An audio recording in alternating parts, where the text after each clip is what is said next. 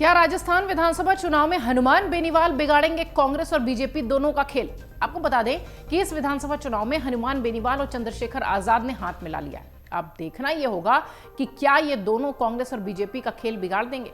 आइए जरा आपको इस रिपोर्ट के जरिए बताते हैं कि कैसे हनुमान बेनीवाल और चंद्रशेखर आजाद दोनों मिलकर कांग्रेस बीजेपी के लिए परेशानी का सबब बन सकते हैं इस चुनाव में।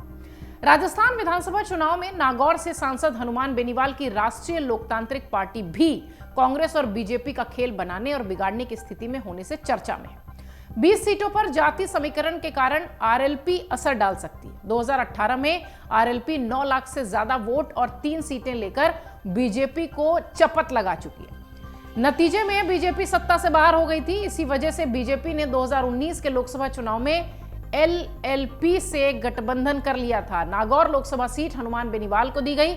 बेनीवाल सांसद बने और बीजेपी प्रदेश की सभी 25 सीटों को जीतने में सफल रही थी। 2 साल पहले दिल्ली में हुए एक किसान आंदोलन के दौरान बेनीवाल ने एनडीए से राह अलग कर ली थी।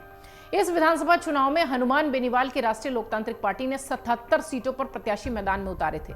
उत्तर प्रदेश की आजाद समाज पार्टी चंद्रशेखर रावण से भी गठबंधन की स्थिति में ये दिखाई पड़े थे और हनुमान बेनीवाल की पार्टी आरएलपी का बेस वोट जो है वो जाटों का है, इसलिए ज्यादातर प्रत्याशी जाट बहुल इलाके में ही उतारे गए। नागौर हुआ, सीकर, झुंझुनू, भरतपुर, जोधपुर, ये सब जाट मतदाताओं का अच्छा खासा केंद्र है। बाड़मेर, राजसमंद, जालौर, पाली और अजमेर की कुछ सीटों पर भी आरएलपी का अच्छा प्रभाव है। कांग्रेस और बीजेपी ने भी इनमें से ज्यादातर सीटों पर जाटों को ही मौका दिया है। स्पष्ट है कि आरएलपी केवल बीजेपी और कांग्रेस की ज्यादातर सीटों पर चुनावी समीकरण को बिगाड़ेगी। राजस्थान के जाटलैंड यानी मेवाड़ इलाके की 60 सीटों पर आरएलपी बीजेपी और कांग्रेस का खेल खराब कर सकती है। राजस्थान के पिछले चुनाव यानी 2018 की बात करें तो बेनीवाल की पार्टी ने 58 सीटों पर उम्मीदवार उतारे थे। विधानसभा चुनाव कार्यक्रम का ऐलान होने के बाद अस्तित्व में आई नई नवेली पार्टी ने 2.4% वोट शेयर के साथ 3 सीटों पर जीत हासिल की थी। बेनीवाल की पार्टी 2 सीटों पर दूसरे स्थान पर रही थी, जबकि 24 सीटें ऐसी थीं जहां पर आरएलपी उम्मीदवार तीसरे स्थान पर रहे थे। पार्टी को कुल मिलाकर 8,56,038 वोट मिले थे। वहीं इस चुनाव में बेनीवाल ने आजाद समाज पार्टी से गठबंधन कर दलित मतदाताओं को भी आकर्षित करने की कोशिश की है।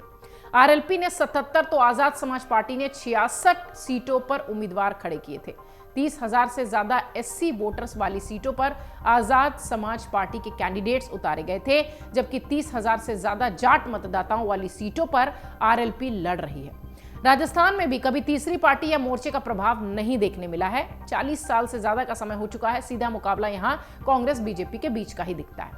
बसपा की अगर बात करें, बीएसपी की बात करें तो 5 से 7 सीटों तक ही ये सिमट जाती है और 2013 के विधानसभा चुनाव में डॉक्टर किरोड़ी लाल मीणा की राजपा को सफलता नहीं मिली थी। महज 3 सीटों से संतोष उन्हें करना पड़ा था। नतीजन मीणा ने राजपा को भाजपा में मिला दिया, यानी विलय करा लिया।